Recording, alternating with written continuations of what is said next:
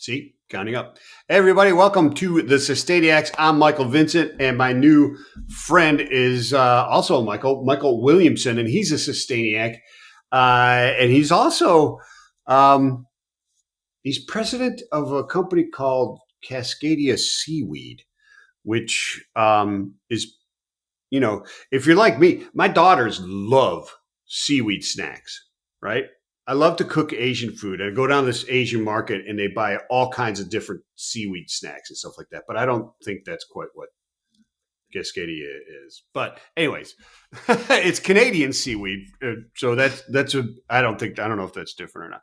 But anyways, welcome to the show, Michael. How are you, brother? Great, Michael. Thanks very much, and very interesting to hear the term Sustainiacs. I don't know that I'll use that in my marketing material, but it's certainly heading down the right highway.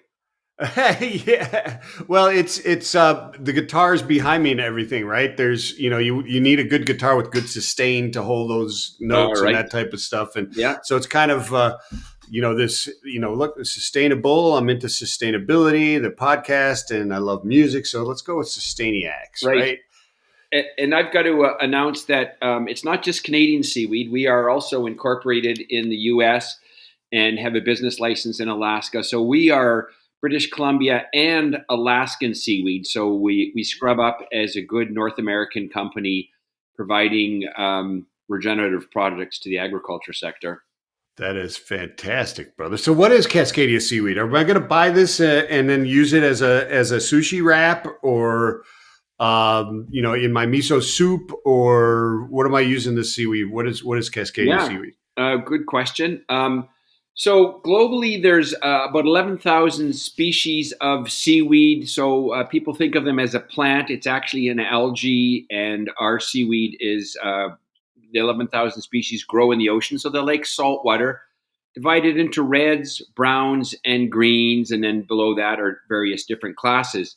The seaweed that you eat on your sushi is called nori. It's grown mainly in Japan. There's a little bit of it in North America. And it's a market we're not in. We were in food. The business has been around about 6 years. We were in food for a short while, but we decided there's a better way to make an impact on the planet, positive impact, and a better way to make a positive impact on climate change as an agriculture product. So we don't do food for humans. Cascadia Seaweed's been around 6 years. We build farms in the ocean. Think 1 to 4 to 8 acres of rope and floats, and we plant seed on the ropes in November, and over the winter, Mother Nature does her thing, and then we harvest it in March. We use boats and fishermen and people with experience on the water. All of our farms obviously are off the coast of British Columbia and Alaska. We work with native indigenous communities and local communities to participate in the seaweed industry. I'm going to keep my answer short because we could go for hours and hours and hours just on talking how seaweed is cultivated. But I'd like to leave the point that as seaweed grows in the ocean, it's great benefits for the ocean, uptakes excess nutrients, provides oxygen, provides habitat. And then what we do with it, which we'll talk about shortly, is turn it into products that help farmers have a more positive impact on the soil in which they grow. But more importantly, they get better, bigger, and healthier plants. That is fantastic, and I think all those, the whole thing, the whole way around the circle of everything you just said, or the whole, acreage of what you just spoke about, all of it is very, very interesting, and all of it lends towards the sustainability, the Sustainiacs type of mission, because you're talking about social impacts, you're talking about the growth impact of where you're actually farming it from and the impacts in that environment, but also what then it is used for. And it is truly completely circular It is. and beautiful. Is there not enough to just harvest natural grown, or do you just say, you know what, we're not even going to go down that road, we're just going to farm our own and not even get into that? So we use the term sustainable aquaculture supporting regenerative agriculture. So about 95% of the world's seaweed comes from the East, countries like Indonesia, India, Japan, Korea. That's where a lot of the world's seaweed comes from. In the last 5 to 10 years, part of the blue economy, the Western world, Europe, Canada, United States, has been cultivating seaweed. Yes, Mother Nature grows a lot of natural seaweed, and there are companies that wild harvest the stock that Mother Nature provides and do that into products. Mother Nature's growing a little bit less of it because of climate change and other impacts on the ocean. And social license is putting downward pressure on folks that wild harvest. It is a resource, and by and large, it's done well, and science says that they're not harming it.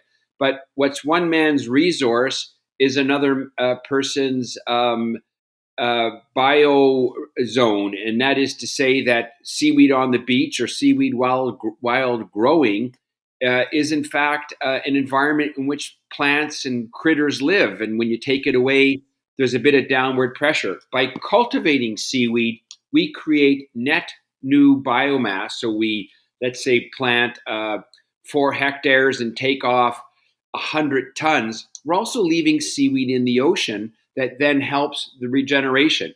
And any seaweed cultivation in Alaska or British Columbia is highly regulated by provincial and state authorities to ensure that the seaweed we plant is native to that area. So we only collect seed for next year's planting within 30 miles of the farm or 50 kilometers of the farm location, so that the seaweed we put in the ocean to grow is what's there already. We're just putting more in it. And I don't want to leave a negative taste on wild harvesters. There's lots of small cottage industries that are very responsible, and they ensure that what they harvest ensures that Mother Nature has enough to continue to grow. In North America, we're fortunate in that there's not widespread wild harvest damaging kelp beds or things like that. Other parts of the world, much less well regulated, and I can't really speak on the damage. But in North America, there are wild harvesters, some big companies, they're responsible. But our business thesis is that cultivating it is better. And what's more, we can scale to meet any demand because within reason, more kelp farms is a good thing for the ocean. So when you're, and that's very interesting, and thank you for that. I have a ton of questions on that anyways. I mean, there's, like you said, there are hours and hours that we could discuss on this, but I speak to people, and there's, I had a person on the show, man, a year and a half ago, and she was an advocate for seagrass. That's not seaweed, but the impacts of lost seaweed. What are the is seaweed it's an algae, so does it carbon capture, or is this process actually helping with carbon capture as well, or is it purely oxygen production and nutrients and that type of stuff? So somebody said that every second breath we take is provided by oxygen from things that grow in the ocean, seaweed. So seaweed oxygenates the water. It uses photosynthesis, and if you remember your photosynthesis cycle from land plants, takes in carbon, gives off oxygen. So seaweed, in fact, does that. It carbon captures. Seaweed by dry weight or wet weight is about 20%. So it doesn't capture a tremendous amount.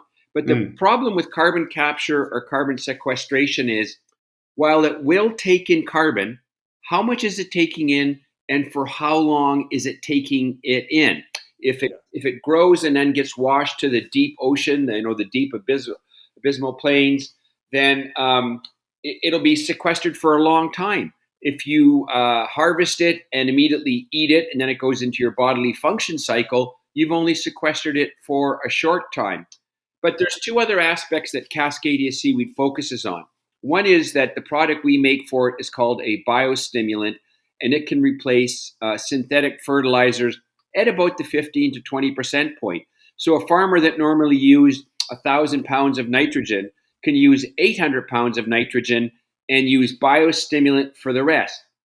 And biostimulants help plants grow better, help plants use whatever nutrition is there, and also give it better response to the stress of drought. So it's a green way of reducing nitrogen use. That in and of itself helps the climate emergency. The other thing is we use it in bovine feed, which can provide better gut health for cows and perhaps reduce methane from burps and replace the need for more land area to grow feed for cows. So seaweed provides a number of very beneficial outcomes for large ag, and that's the market in which we are primarily working. Seaweed for food, as I said earlier, mainly comes from Asia. There's a couple companies in North America using seaweed for human food, and by and large, it's the same species that we're using. We've just chosen to address agriculture rather than human consumption. And the Oh, final okay. point I'll say is there's lots of Yeah. research now going on for bioplastics from seaweed, cosmetics, pharmaceuticals, packaging. That's great. It's just not the areas that we're focused on at Cascadia Seaweed. That's really interesting. There's so many uses for that seaweed and growing it. And one of the things that you said there was really interesting to me because as we the world population grows and the more we want to use biomass for different things, meaning producing it more and more, we're taking away land and resources for food, et cetera, right? And different things. So this, by farming in the sea, relieves part of that. It does. Right. It does. And we're not going to make new products. As North Americans, we consume a lot of stuff. We don't need more stuff. We need better versions of the stuff we have. And Redesigned stuff. and Yeah. seaweed across the board can generally replace petroleum based products. So if the plastic comes from chemicals, you can use seaweed. If pharmaceuticals and nutraceuticals come from chemicals, seaweed replaces that. If fertilizer and crop input comes from synthetic chemicals, seaweed can replace that. So what seaweed does across the board is takes a really good biological, bio-based green input and replaces something that's not as nice. And the key is, as an industry builder, is to do it with a better value proposition for the consumer or buyer Yeah. at a lower price. Yeah, that's absolutely key, right? Because I mean, you've seen the studies. People will spend more for this or more for that, but then when it comes down to it, they don't. By and large, yes, there is no green lift. It's great in theory. It's nice to talk about it, but at the end of the day, price dictates it. And in the biostimulant market, we've sold hundreds of thousands of dollars of product in California. We can do it at a slightly lower price for a better product. Than the synthetic. Yes. Yep. Absolutely. And the impacts on the environment are better, right? I mean, because 100%. 100%. One of the things about seaweed biostimulants in the soil is a lot of the soil in farming is dead. We've piled so many chemicals into it and tilled the heck out of it. The soil's dead. It's just a dead medium. Biostimulants help the soil come back to life and increase the paths between the fertilizer and that is in the soil into the plant. And seaweed is a natural product. And live soil also draws down more carbon. So it's a really good holistic cycle. It's not the be all end all. Anybody that comes and promises the holy grail of solutions is probably overselling it a bit. But seaweed is a really good product, and we're going to see over the next 10, 20 years much more of it in our diets and in our food. And there's companies making fabrics with it. It's not going to replace everything, but every little bit helps. As you know, you've done lots of sustainability podcasts. Yeah, absolutely. A step forward is what we need. If you wait till perfection, you're going to wait way too long. We don't need perfection. We need steps forward. I have a saying in the company that perfection is the enemy of good enough. You're absolutely right. I've never heard that before, but that's a great way of putting it. So when you're the extraction and the growth of the seaweed, right? So you actually kind of described the question that was formulating in my mind and also created a ton more questions, but I'll go this way. When you talk about dead soil, right? Because you grow and your dead soil. What about the seaweed farms? Is it because it's in the water that the nutrients naturally replenish from all over the world and there's this kind of connection? Your little seaweed farm off the coast of Anchorage is going to be, is being replenished by ocean currents that come from everywhere, and therefore you don't have to like crop rotate or anything like that. You understand my question? Are Yeah, we're not yeah. depleting anything, right? And the simple answer is yes. So our farms look like land farms, except instead of dirt rows, we have rope rows. So Right. imagine 300 feet long rows, 6 feet apart. I'm converting from meters to feet here. 6 feet below the ocean, and in pre-harvest time, you'll see rows and rows of green, beautiful products. Over the winter, they've been nourished by two things: the sun and the ocean. And the ocean, of course, is full of nutrients. So when we pick a farm site, we ensure that it's in the right depth of water, that we're not going to block shipping, that we're not going to put the anchors for our farms on protected reefs or special habitat for things that dwell on the ocean bottom, and that we're in an area where there's good ocean flows. We don't want to be near freshwater rivers because freshwater is not good for seaweed. So we make these selections. And you're absolutely correct.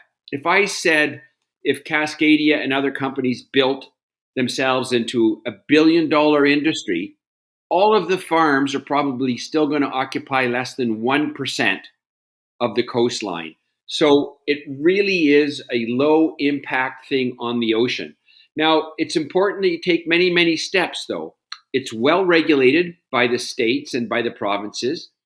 And we do look at all the impacts that it could have on the surrounding areas. We use low impact rope, so there's not a lot of microplastics. And Mother Nature does the rest. So we're not taking away nutrients that would go otherwise elsewhere. And in fact, we've done scientific studies. We have a lot of smart PhDs on the team that study, and it's net positive after than it is before. So that is to say, we can go into a dead cove, put in a seaweed farm, and in a couple of years, it's attracted back all the positive biological activity that Oh was wow, previously there. It's yeah. regenerating the ocean, actually. So is this? I mean, you hear about the dead zones that occur from deep water drilling, et cetera, and deep water mining and that type of stuff. Is this a possible win-win Yeah, solution for those zones? there's some the First Nations we're working with that are looking to rehabilitate some of their dead coves from logging. Like decades of logging have just scraped the bottom and killed everything that's there. Yeah. So that practice in seaweed is called reforestation.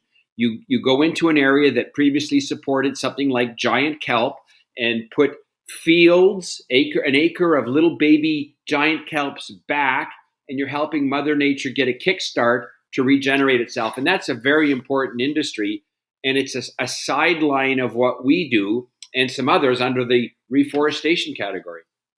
Reforestation underwater. That is fantastic stuff. So that's very, very interesting. Now, on the land side of this, could is this?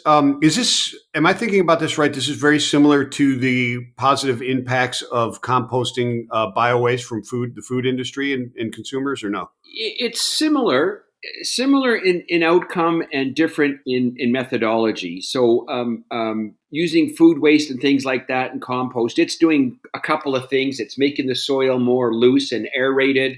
There are some positive biological elements coming out of food waste that may have nutrients into the soil. So same outcome, you're making the soil better and you're providing more food for the plants. Biostimulants have a very positive outcome, but a different mode of action. Biostimulants are working at the molecular level, working on the rhizosphere, the root systems of the plants, working on stomata and cell openings on leaves. So they work well together.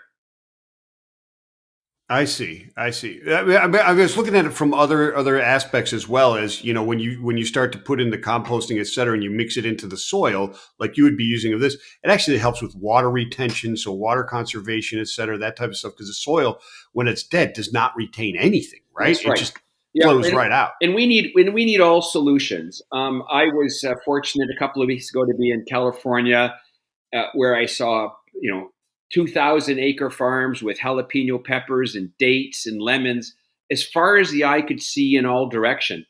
what was heartening is these big growers, and we're not industrial level, but we're big company level.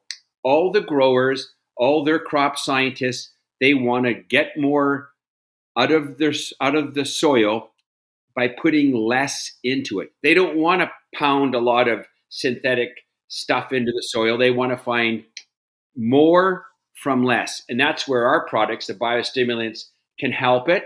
And that's where a good composting or no-till or cover crop program could also benefit. It's under the broad category of regenerative farming, and it's a buzzword that's becoming mainstream. More farmers, growers, and I'm not talking about a single farmer with 100 hectares and one tractor. We're talking about big farms that's feeding America.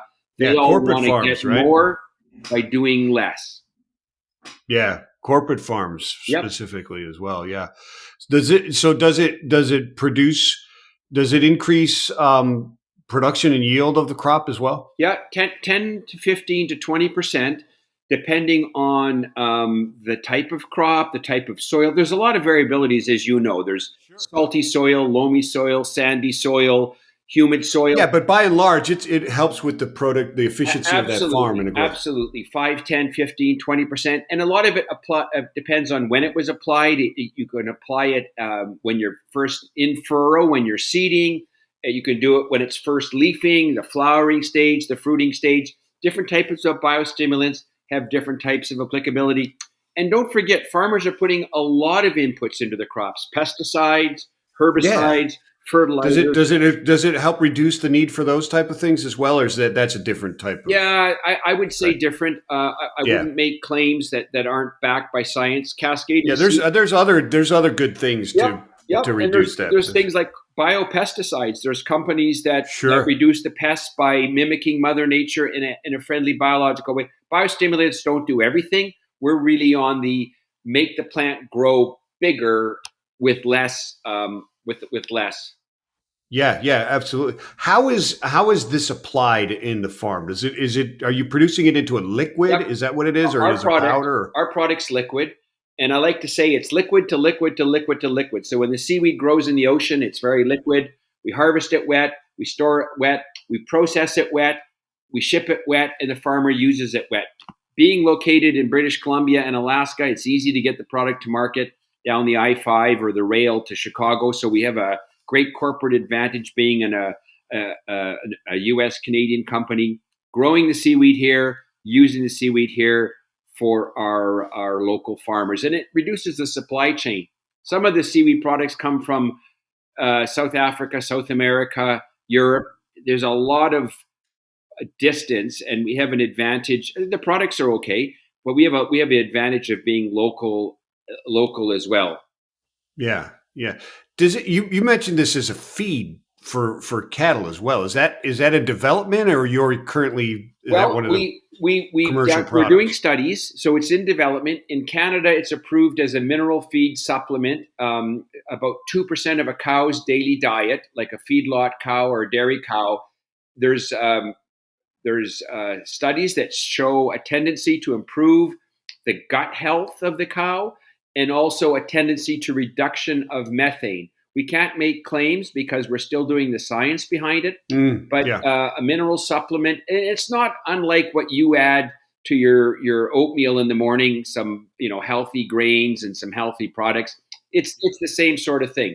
So we're doing real research on that. Everything we do is backed by science. So we have real research going on and seeing the specific efficacy of different species of seaweed applied in different manners with cows.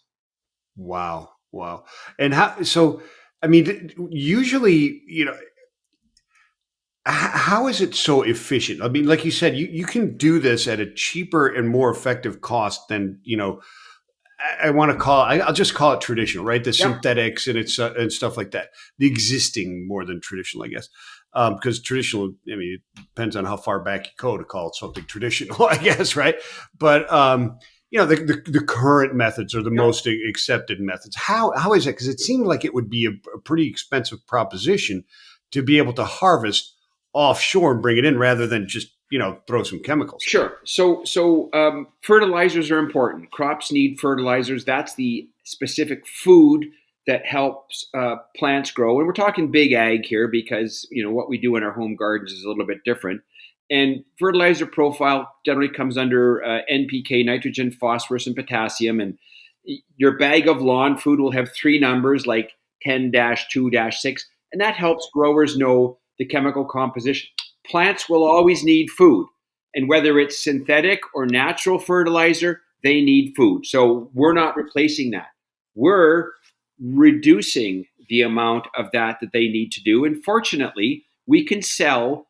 So if it was 100% synthetic fertilizers and it cost X, we can get the farmer to reduce the amount he needs by about 20%, replace it with biostimulants at the same price point. So it's cost neutral to the farmer, but it has more benefits because of the things like response to drought and response to more salinity in the soil. It's not all seaweeds, it's not all crops, it's not all jurisdictions, but we specifically market research in areas where seaweed-based biostimulants are beneficial to plants. And I've just got to put in a plug for biostimulants globally. $3 billion a year industry. In the US, it's a $1 billion a year industry. And of all the types of biostimulants, there's probably 700 types or more. 1/3 of them are seaweed. So for the last 40 years, 50 years, seaweed has been recognized as an important input to raising crops. How does it work? I use a simple little metric. Land plants have been around about 700 million years. Seaweed has been around about 1.3 billion years. So it's just evolved over time under a wide variety of conditions to have more beneficial bioactive components. Yeah, if it has survived that long, it must be a very efficient and very valuable material plant. Right. And I knew you were going to say that, Michael, and I was ready to spring on you. It's not a plant. It's an algae. Now, we understand that it looks like a plant. It's got something that looks like a root system and something that looks like a stem and things that look like leaves. The root system is only a holdfast to keep it in place in the ocean. The thing that looks like a trunk is, again, a mechanical means to hold it in place. And all the magic happens in the leaves, which are called fronds. So it's where, in the fronds is where the photosynthesis takes place and all the exchange of nutrients takes place in the fronds. I sometimes call it a plant for the newly initiated. It's a plant, but in the great science taxonomy, it's known as an algae. There you go. Okay. I've been schooled, and I mean it's interesting because that's what it's like. You call tomatoes and vegetables are actually a fruit and stuff like that, right? I mean it's kind of, but you're right. When you look at it, it looks like it's a plant. When you look at it in a book, it looks like it is a plant. So I heard I'm only smiling, and I'll raise this because of your podcast. Somebody talked about the difference between knowledge and wisdom. Knowledge is knowing that tomatoes are fruit. Wisdom is knowing you don't put it in a fruit salad. Now that's good too. I love that. That's excellent. I like that. I like that. So when you're talking about putting this into you say, you can drop it's cost neutral to the farmer to utilize this. So it is a drop-in solution. They don't have to do different. They can apply it the same way they're applying their nutrients, et cetera, right now, right? Growers want 3 things. They want a return on investment. So if they're going to spend $100 on a biostimulant, they better get more than $100 out. They want to reduce their risk. You and me theoretically get a paycheck every 52 weeks. Farmer gets a paycheck once a year at harvest time. So they don't want risk. And the third thing they want is ease of adaptability. If they have a fertilizing and a planting regime that has a certain set of equipment, and someone comes along and says, I got this great product, but you got to shoot it out your tires and only you can't do that. It's got to fit in. So, and it's fit in. And as I say, in the States, it's $1 billion a year industry. So it's mainstream. Yeah, that's the question: is does it fit? Because that's the hard part of the adoption. Is if it doesn't, it ain't happening.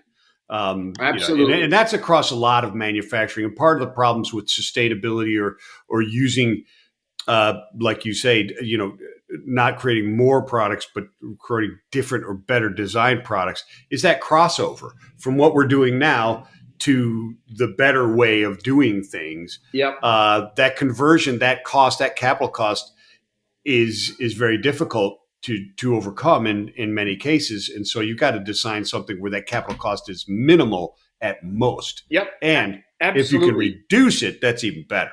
And this is also I want to just dwell for a second on the team at Cascadia Seaweed. We have 20 team members. I'm the oldest. We have lots of folks in their late 20s, 30s, and 40s, and wide experience, PhDs, engineers, accountants, people that love working on the water. They're all doing this, of course, to have a job and feed their families, but they like the mission. And I mentioned Yeah. sustainable aquaculture, supporting regenerative agriculture. They're out working with our community partners, First Nations and coastal communities in BC, and Indigenous tribes in Alaska, and coastal communities. So, first of all, they like the economic diversification that we're providing to these communities. They like the fact that we're using a green technology to extract the seaweed. They like that we're doing regenerative ag. This is a bit of a shift for me. I'm old school, and I've come from some other industrial backgrounds, including the military. But there's a whole cadre of people in our company and in other seaweed companies that are doing it because it's the right thing to do. And this is on the sustainability side. It's right across the entire spectrum. Everything we do has a carbon price. We do a life cycle analysis of our carbon footprint and find ways of doing it with less negative impact as we to produce positive products. I'll give you one super quick vignette. We were returning from a farming mission, a planting mission, working in beautiful British Columbia on the coast. And we sort of did a quick detour into this beach. It was about a mile long, beautiful sand beach, gentle waves rolling in.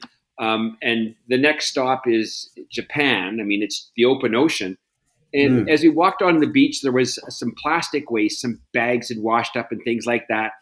And I said, I was with three people in the aforementioned age group, 30 or 40. And I said, right, time to get back in the truck. Let's go. And they said, oh, no, we just got to clean up the beach first. And I was like, what do you mean? And they grabbed some bags and said, well, we got to clean up all this plastic. I know it's not going to make a huge difference, but it's the right difference. And we spent an extra hour cleaning up the beach before we got back in the truck to do our mission. And for our company to succeed, this kind of sustainability, triple bottom line, however you want to call it, has to be imbued in everybody from the top to the bottom. And we're very fortunate at Cascadia Seaweed with our Indigenous partners and our community partners, the government support, that this kind of doing the sustainable thing is truly built into what we do. That is fantastic. And one of the arguments that I have is doing the sustainable thing is actually good business sense. It just makes sense when you break it down to its parts of what you're actually trying to do to become circular or sustainable. It's business 101. You're eliminating waste, and creating efficiencies, et cetera. And preserving your source of raw materials and making sure that is sustainable in the true sense of or definition of the word sustainable. Yep, Right? absolutely. And it's the industry and the sector and the approach to the sector that we've all chosen to do. And there's, I took a swipe at carbon based or petrochemicals.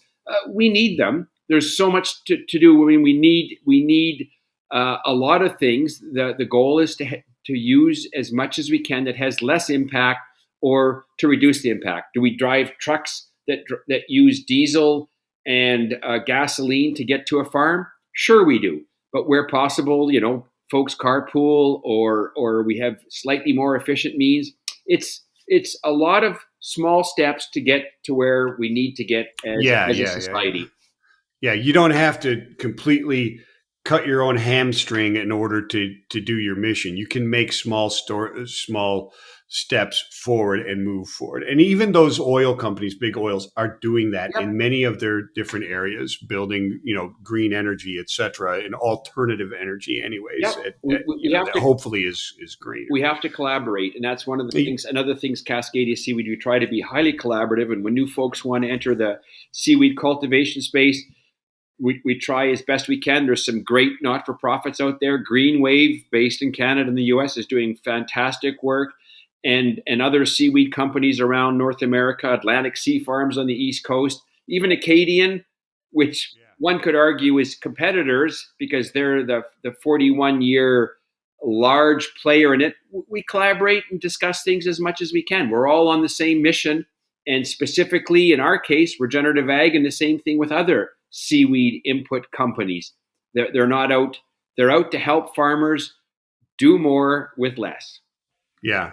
Now you hit on petrochemicals and plastics, et cetera, and you talked about that early on, that seaweed can be used for that type of stuff. Is that something you guys are actively trying to work on, or was that just a passing mention that bioplastics are a thing that people are working Well, on? bioplastics are a thing, and maybe one of the leading companies in the world now is out of the UK called Notpla. And then there's also Sway in the US and Lollyware doing straws and things like that. Their success is based upon some good science and affordable biomass. That is to say, they can get seaweed at a price that's comparable to plastics. We're not in that space. When you start a small business, we have 20 folks, been in business 6 years. When you start a business, you better focus, because if you chase too many verticals, you'll fail at them all. And we were in two. We were in food and ag inputs, and we decided not to do food. So we had to focus. So we're aware of the bioplastics companies. We have dialogues with them. We always exchange notes on what's the specific chemical composition of our seaweed, how much would it cost to supply to them, and we support each other's efforts. But beyond that, we are not in that market at all. So you're not developing bioplastics No. or moving into that type of stuff. No, Okay, right that now makes sense. we're focused on biostimulants and bovine feed supplements, as Which is well as something called nature-based solutions. So because we're very good at understanding the ocean and understanding seaweed, we have a consulting business where we help other folks, particularly in the developing South, to grow seaweed. So we have a project in Kenya through Plan International and the outreach arm of the Canadian government, working with Kenyan female seaweed farmers to help them to better improve their outcomes with seaweed and better products. Right now, the seaweed in Kenya is growing and then accumulated, and it's sort of sold upstream, and the value leaves the villages. We're working with them to help understand how to extract better value and keep products in the communities, and working with women in the developing South. And this is a great adjunct to what we do. It's not our prime business, but if you're one of the best ocean cultivators of seaweed around, who better to help others? Well, yeah, and then because the sustainability and what we're a rising tide lifts all boats, et cetera. And as we move down this path, and it gains more and more steam of doing the right things and producing things, like you said before, we don't need more products, just better products or better materials than we have right now. Not more, just better. Redesign it better. Being able to adjust the scales of have and have-nots, and have a social impact on that and a lifestyle impact on that is obviously something that we can garner and build into this new circularity of our products and so forth. Yeah, Like we do. absolutely. And I think all companies, big and small, have they have to be profitable to stay in business, to pay their employees, to invest in R&D, and to grow. But there also has to be the third component, the social compact. In my day, it was called triple bottom line: people, planet, profit. There's more stronger versions of ESG and UN Sustainable Development Goals that has teased out more specificity. But I always go the three things. We've got to reverse it though. Profit should be last. It has to be there. but it's the people and the planet, and you're not going to get to the planet without the people. So my own style at Cascadia Seaweed, I don't manage people, I lead them. I try and set a positive example and work on the people first, and then the people will work on the planet, and then if you do it right, then you can make profit. Then you can make profit. Well, it's excellent, and I love that people, planet, profit. It reminds me of, um, and we get a little philosophical here in what it means to have a business, and when you're building a business, and you started this business 6 years ago, and you came from other businesses. When I left what I was doing in logistics to do this and Ocean Plastic Technologies, which is the company that I started and I'm trying to build. It was this essay I had to write to get into business school, which was based on Alfred North Whitehead. And he said that a society is only as great as the importance its men and women of business place on their contributions to that society.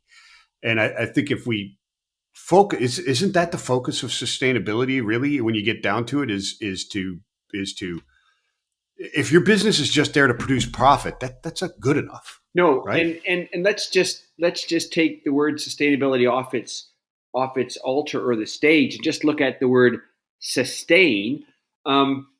So we don't think sustain is good enough, because sustain means almost status quo, and the status quo right now is not very good. So this is why we talk about regenerative, but we actually cannot sustain what. Not only can we not sustain what we're doing, we got to back up that truck a bit. So it's essential, and we've got to reduce our impact on the planet, certainly on the ocean in our case. We ourselves have to do more with less. And I'll give you an example, and it comes under the innovation category. In the first year, it took us about 5 days to seed 2 acres. We had a rowboat and a little fishing boat, and it took us 5 days to seed 1 acre.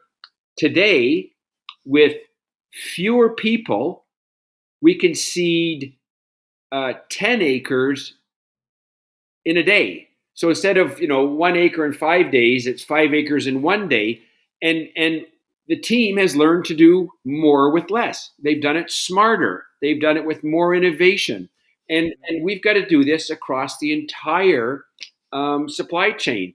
Some of the big box brand name shipping companies, and I won't use any names, they're trying to reduce their packaging.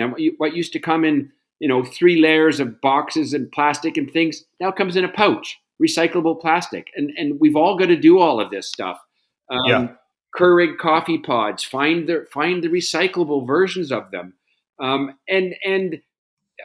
another one of my sayings is everything in moderation, including moderation, and that means you don't want to sort of drive the horse in the ground while you're trying to get A to B. We got to take these measurable, incremental improvements, and this is what we're doing as a company. We're trying to get a little bit better every day, which means a little bit more profit, a little bit more planet, and a little bit more people. Now, of course, it's all wrapped in a very strategic corporate goal and one-page plan and quarterly board meetings. It's very corporate and it's structured, but in small steps. And I've just got to take a second for a shameless plug. We just landed our Series A investment of $4 million.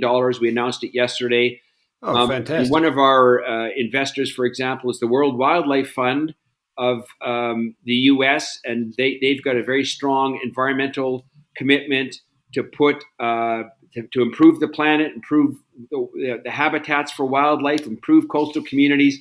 And it was an incredible vote of confidence that we have, big name players like that helping our mission, both from a corporate perspective and from an ecosystem and biological perspective.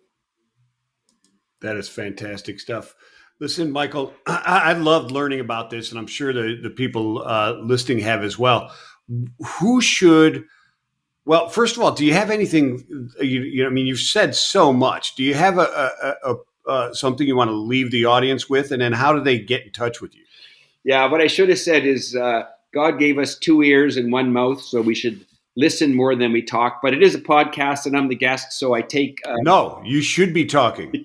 That's what I wanted you to do. so I That was it. liberty. Everybody else has got the ears and they're listening. So you know what is there? I mean, you've given us a lot of great things to think about, and I love what you guys are doing. So is there anything left in that tank that you want to Sure, yeah.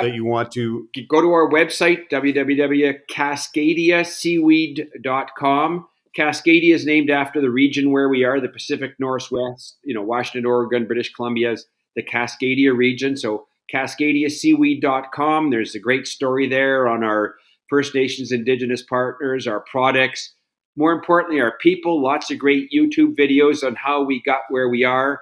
And there's a lot of interest across North America, in Europe as well, but I'll only speak about North America for growing seaweed, using seaweed, and again, just in general, finding better ways of doing more with less. And that's what the farmer wants. He wants to get more output with less input. And seaweed farmers want to get more output with less input. And I think that's exactly what we've got to do as a society across everything we do. And Cascadia Seaweed is proud and happy to be part of that mission. Fantastic. Thank you so much, Michael. Everybody, thank you for tuning in and downloading the Sustainiacs. Until next time, peace and love.